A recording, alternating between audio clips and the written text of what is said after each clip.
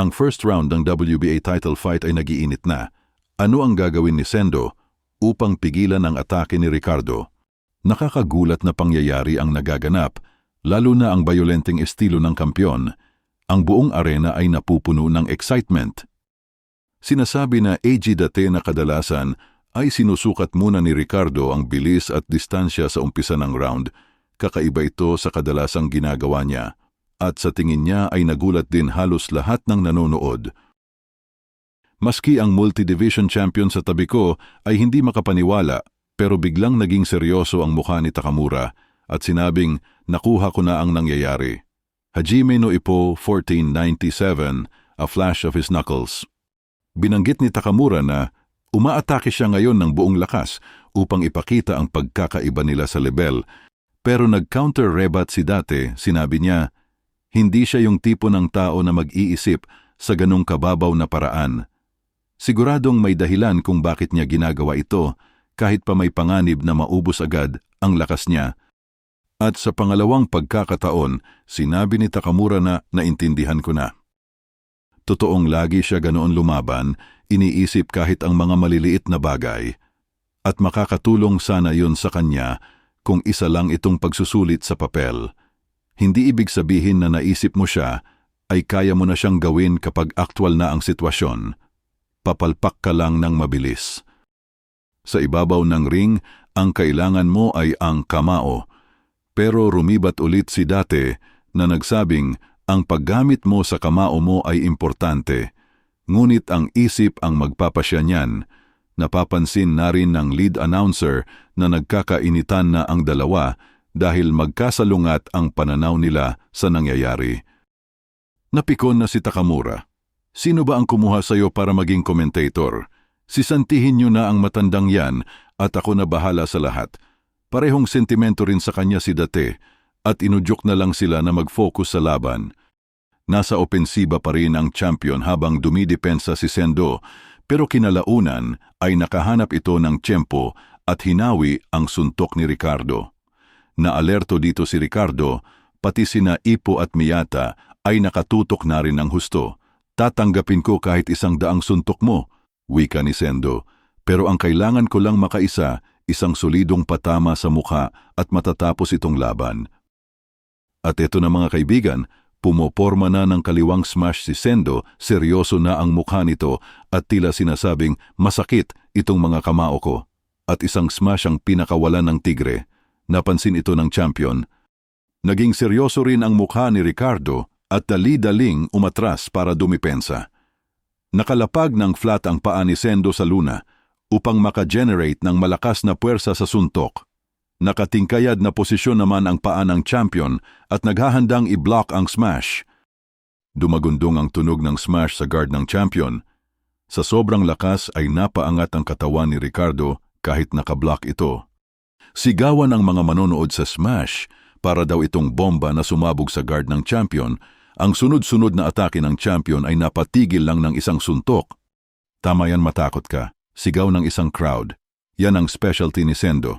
Kung inaakala mo na mapapa-atras si Sendo ng mga pitik mong jabs, ay nagkakamali ka. Suportado ng mga manonood si Sendo sa laban. Ang galing, wika ni Ippo. Kahit nakatanim ang mga paa niya at nakablock ng 2 kamay, napalipad siya sa ere. Napaisip naman si Miyata, ibang-iba ang galawan niya sa sparring namin. Ito na talaga ang totoong Sendo. At sa panel sa baba ay nakikita natin na may paang napapaatras. Sigaw ng commentator, dumidistansya ang champion. Hindi, pinaatras siya sa likod. Magdudulot kaya ito ng pagbagal sa momentum ng laban? Naalala ni Ricardo ang sinabi ni Nargo na maging maingat. Pero ang makipagsabayan sa kanya kahit 1 beses ko palang nakikita ang galawan niya ay napakadelikado. Napakatalas at ang bilis ng suntok niya sa 8-ounce gloves. Nag-stretching si Sendo ng kaliwang braso at dali-daling sumugod. Sabi ng commentator, hindi pala bumagal, eksplosibo pa rin ang patutunguhan ng laban. Ang challenger naman ngayon ang sumusugod.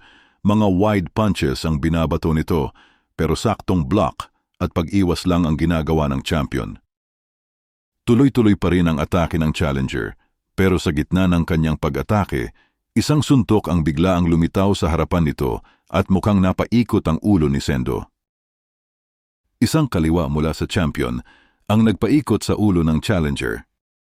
Pero mukhang walang pinsalang natamo si Sendo. Tiningnan niya ng seryoso ang champion at nagpatuloy sa kanyang atake. Tuloy ulit sa opensa si Sendo na parang walang nangyari. Isang kanang straight ang ibinato nito pero nakaguard ulit ang champion habang umaatras. Nag-step in at nag-follow up ng kaliwa si Sendo palapit sa champion pero mukhang handa rin si Ricardo at sinabayan niya si Sendo ng kaliwa niyang jab. At nagkaroon ng dual exchange ang dalawa.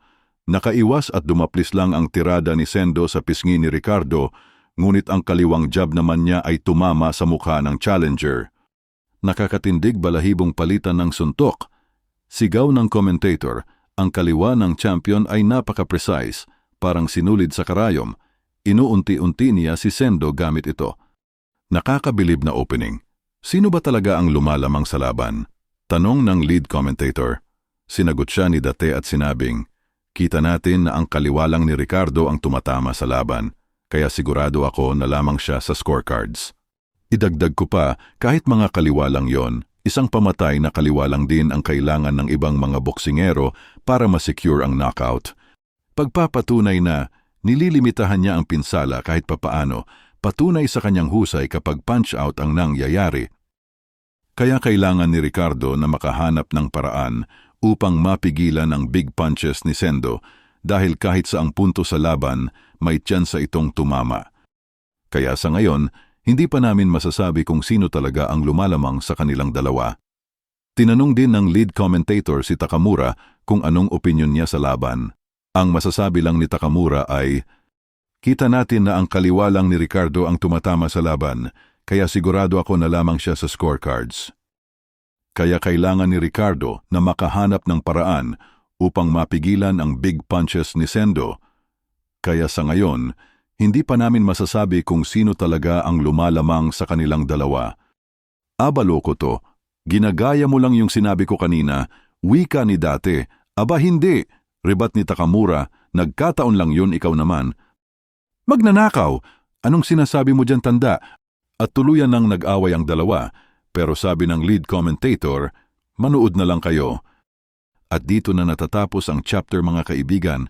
After 2 weeks na paghihintay, ay natuloy rin ang sagupaan nila Ricardo at Sendo.